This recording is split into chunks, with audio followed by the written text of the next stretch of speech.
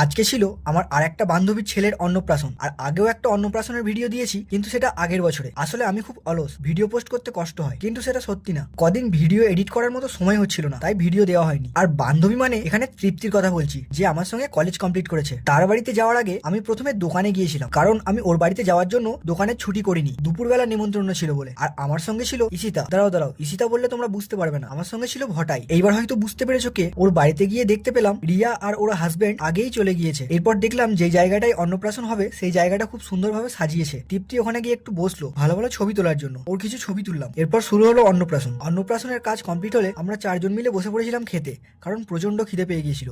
সব থেকে বড় ব্যাপার, খাবার খেতে বসে শুধুমাত্র নুনের কাপটা ভিডিও করেছিলাম, আর খাবার খেতে খেতে ভিডিও করতে ভুলে গিয়েছিলাম। খাবার এত টেস্টি হয়েছিল। খাবার খাওয়া শেষ করে ওর বাড়িতে কিছুক্ষণ বসলাম আমরা, এদিক ওদিক দাঁড়িয়ে ছবি তুললাম, এদিক ওদিক ঘোরাঘুরি করলাম। এর কিছুক্ষণ পরেই রিয়া আর রিয়ার হাজবেন্ড বাড়ি চলে গেল, আর তার সঙ্গে আমরাও যাচ্ছিলাম। এরপর বাড়ি এসে বিকেলবেলা আমি সায়নের সঙ্গে যাচ্ছিলাম সায়নের কাজের জায়গায়। আমি যখন সায়নের কাজের জায়গায় যাই, তোমরা এরকম মিলি ব্লগ দেখার জন্য সাবস্ক্রাইব করো। টাটা।